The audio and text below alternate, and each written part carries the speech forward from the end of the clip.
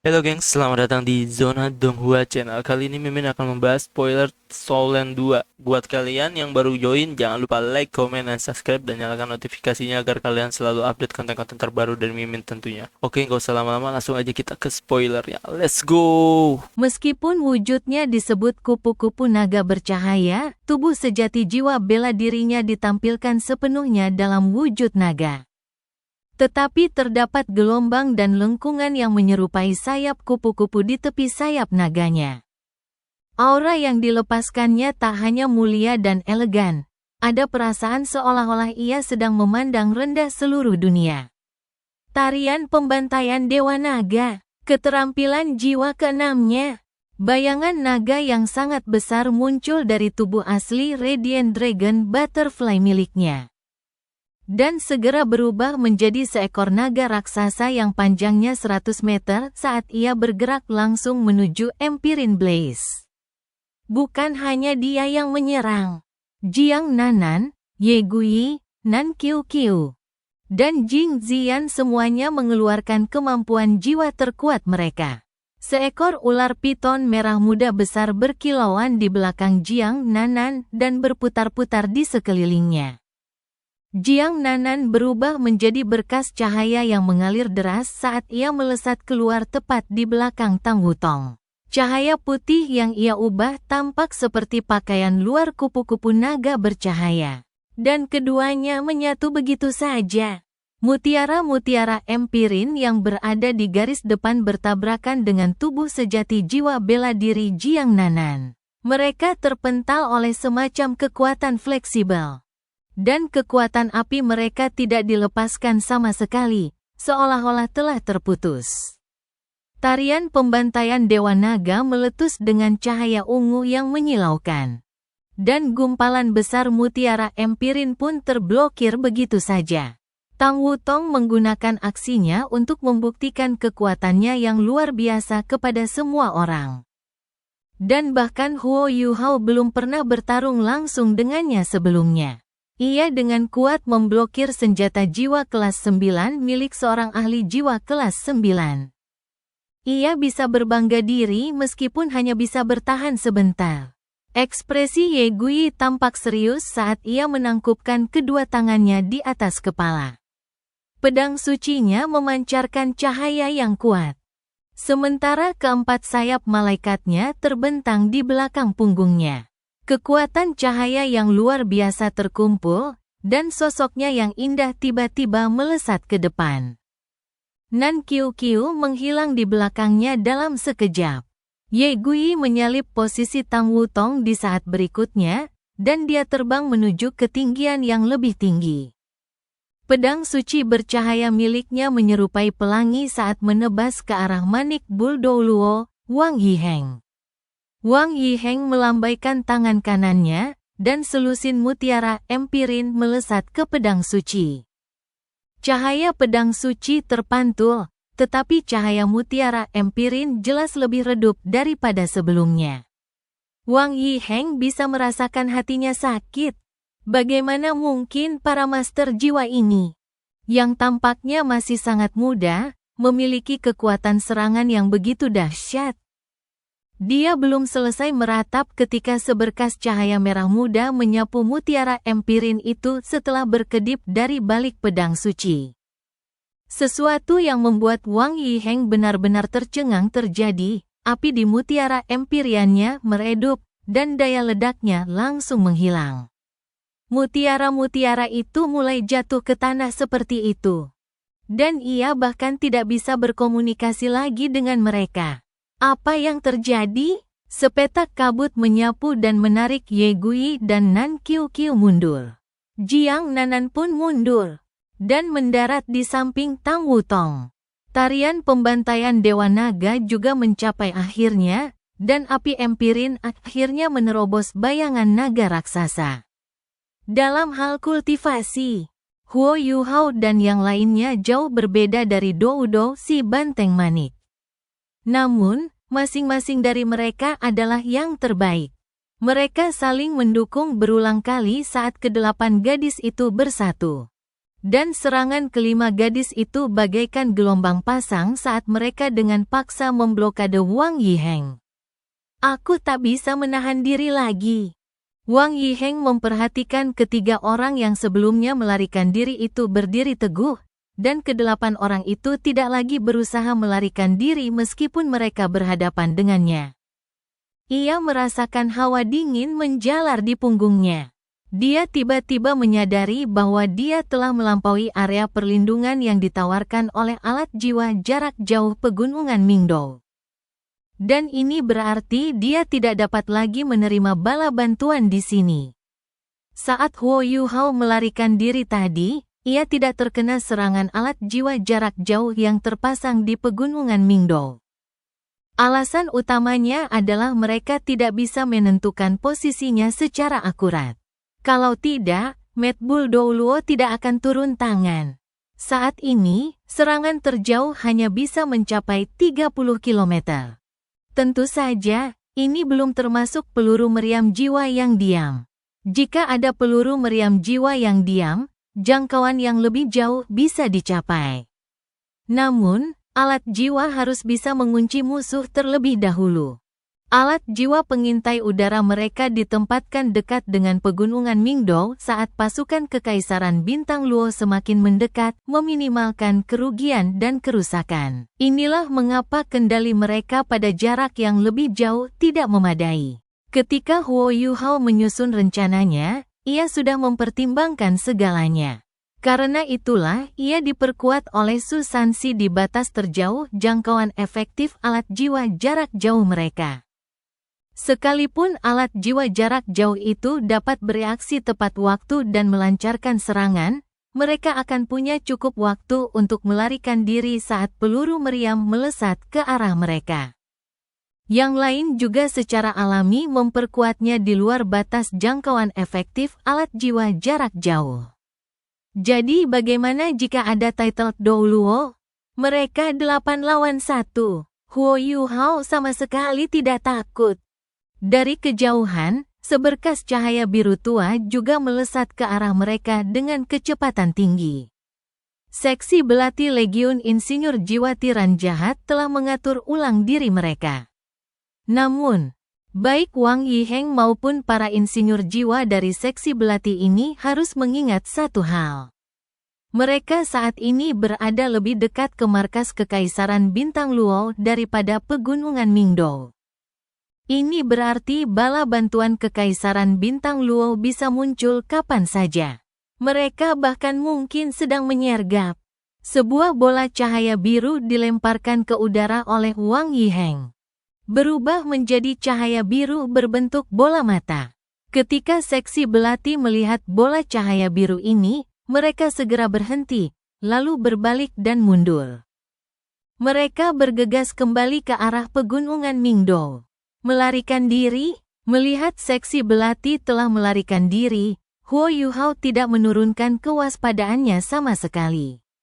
Sebaliknya, ia menjadi lebih tegang. Deteksi spiritualnya segera menyelimuti semua rekannya. Pada saat yang sama, ia dengan cepat melayang maju di depan semua orang. Su Sansi mengikutinya. Dan yang lainnya dengan cepat menyesuaikan formasi mereka di bawah komandonya. Huo Yuhao adalah yang paling depan dari 8 orang itu. Su Sansi dan Jiang Nanan masing-masing berada di sebelah kiri dan kanannya.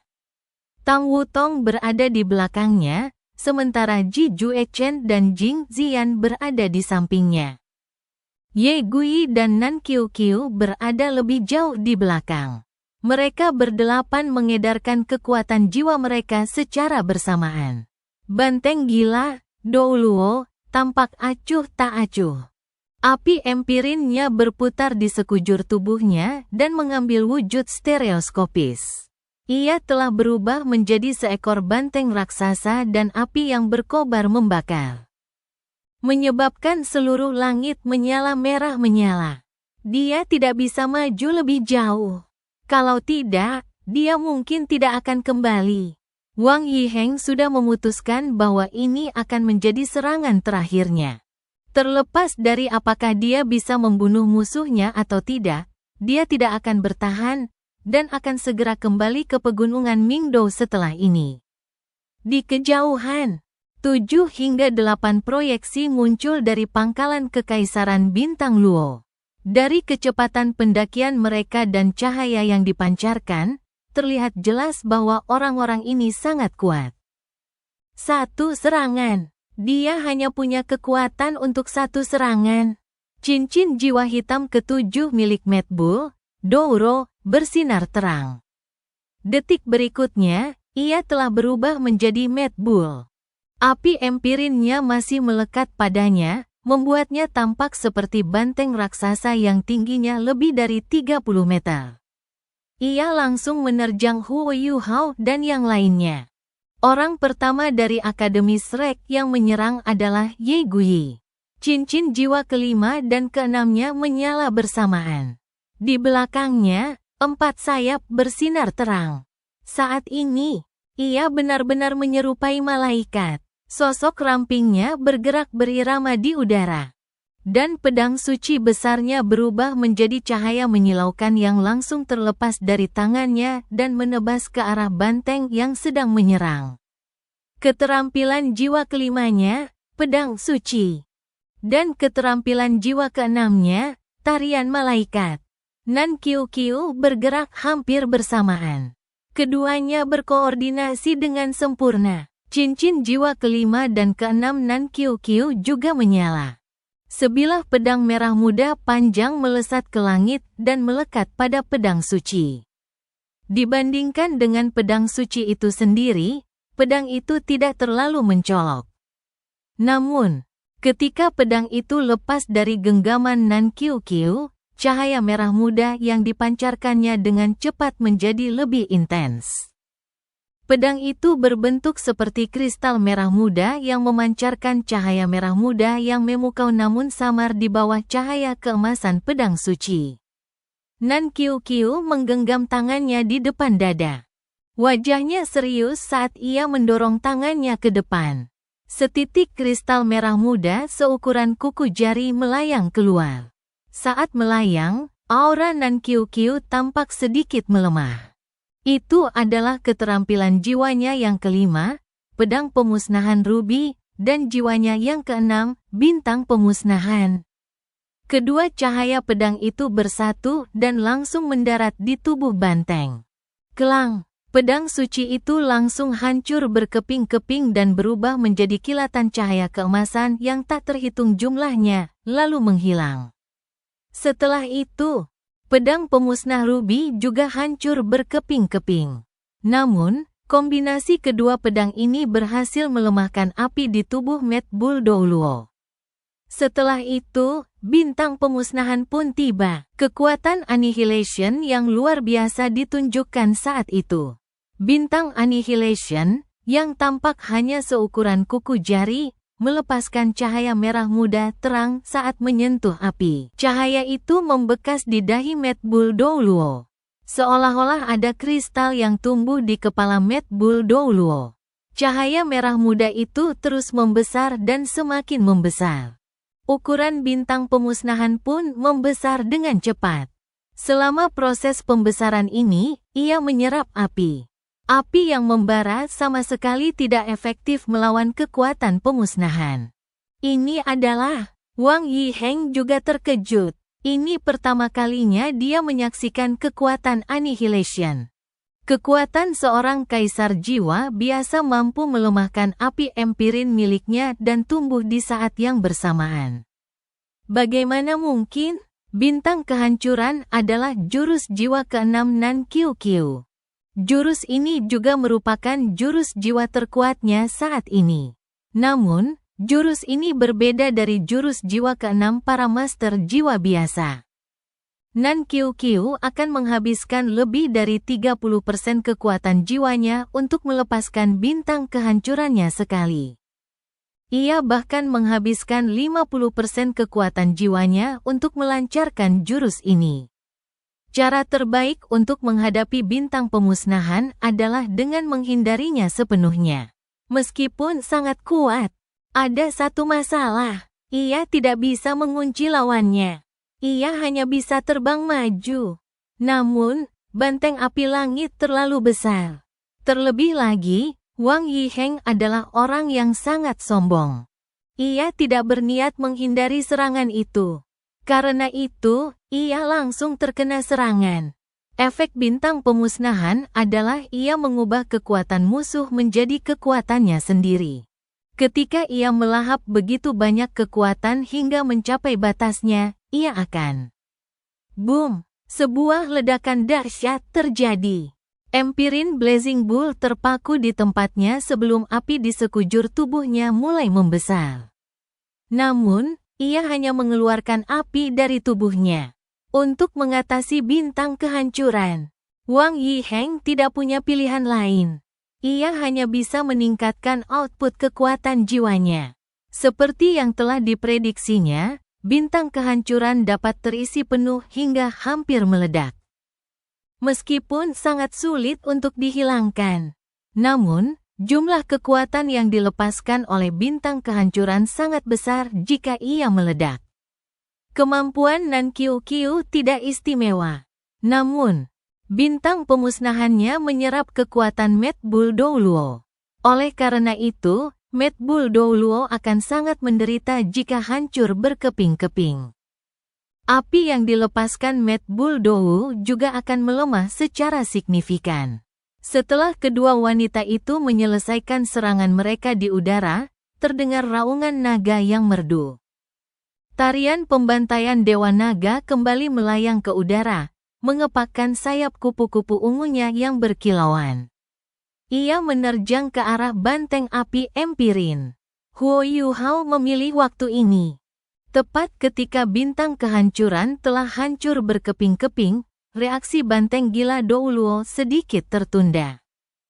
Tarian pembantaian Dewa Naga membentuk bayangan dan bertabrakan dengan kuat dengan banteng gila Douluo. Tak hanya itu, bola kabut ungu gelap mengikuti tarian pembantaian Dewa Naga. Ini adalah keterampilan jiwa ke-6 Jing Ziyan, bubuk kabut. Efek bubuk kabutnya sangat mirip dengan bintang kehancuran. Saat dilepaskan, jumlah kekuatan jiwa yang terkurasnya bergantung pada niat master jiwa yang melepaskannya. Bedanya, Mist Powder milik Jing Ziyan lebih menyeluruh dibanding Star of Annihilation. Berkat kekuatan Annihilation, Nan Qiu hanya bisa menggunakan 50% kekuatan jiwanya untuk melepaskan bintang Annihilation-nya. Namun, Jing Ziyan bisa menggunakan hingga 80% kekuatan jiwanya untuk Mist Powder-nya. Pada saat seperti itu, mengapa Jing Ziyan mempertahankan kekuatannya? Ketika tarian pembantaian Dewa Naga menyerang banteng gila, cahaya ungu telah berubah menjadi keemasan. Langit terbelah, dan seberkas cahaya keemasan yang tak terhitung jumlahnya turun dari langit. Cahaya itu bagaikan sambaran petir keemasan yang menyambar tubuh banteng api langit. Setiap serangan yang mendarat membuat banteng itu semakin lemah. Serangan bertubi-tubi itu juga membuat banteng api langit bergerak lebih lambat. Ini adalah Wang Yiheng bukan satu-satunya yang tercengang. Semua orang di Akademi Shrek tercengang dengan apa yang mereka lihat. Tang Wutong sebenarnya telah menyimpan sebagian kekuatannya saat melepaskan tarian pembantaian Dewa Naga sebelumnya. Tetapi sekarang ia menunjukkan kekuatan aslinya. Sepertinya bahkan seorang Soul Sage pun tidak akan mampu melakukan serangan seperti itu. Serangan itu pasti berada di level Soul Douluo. Lagi pula, Wang Yiheng adalah seorang insinyur jiwa. Dia adalah insinyur jiwa kelas 9.